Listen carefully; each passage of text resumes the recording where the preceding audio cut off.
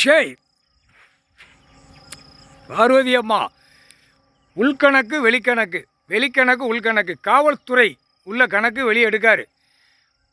நீதிமன்ற கோர்ட்டில் உள்கணக்கு ஏறி இருக்குது. இப்போ வெளிக்கணக்கு எடுக்கார். வெளிக்கணக்கு அந்தந்த ஸ்டேஷனில் கணக்கு, வெளிக்கணக்கு இராணுவம் முப்போட வானரப்படை வச்சு எடுப்பார்.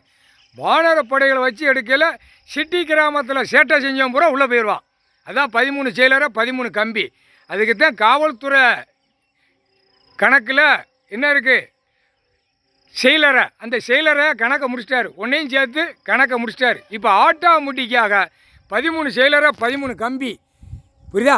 அப்போ சிட்டி கிராமத்தை அடைச்சி விட்டு எடுக்கையில் உள்ளே போயிடுவான் கணக்கு.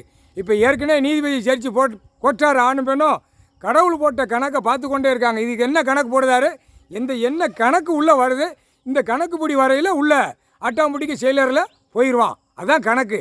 அதான் சிட்டி கிராமத்தை வானரப்படை வச்சு இராணுவ வீரரை வச்சு அடைச்சி தான் கணக்கு எடுப்பார். நீ காவல்துறை அதிகாரி விட்டுட்ட, காவல்துறை அதிகாரி நீ விட்டுட்ட. இப்போ கணக்கு அவர் தோண்டி எடுக்கார். அதான் உள்கணக்கு வெளிக்கணக்கு. உள்கணக்கு நீதிமன்ற கோர்ட்டில் எல்லாமே லாக் பண்ணிட்டார். இப்போ வெளிக்கணக்கு வெளியே எடுக்கார். வெளியே எடுக்கையில் எல்லா சிக்கல் வரும்.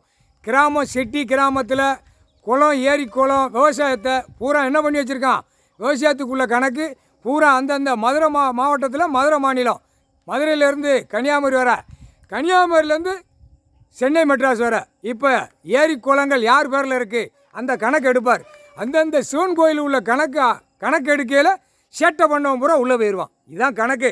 புரிஞ்சுக்கோப்பா. கோர்ட்டில் நீதிபதி ஜட்ஜி கோர்ட்டார் ஆணும் பெண்ணும் புரிஞ்சுக்கோ. இன்று கணக்கு காவல்துறை கணக்கை முடிச்சிட்டார்.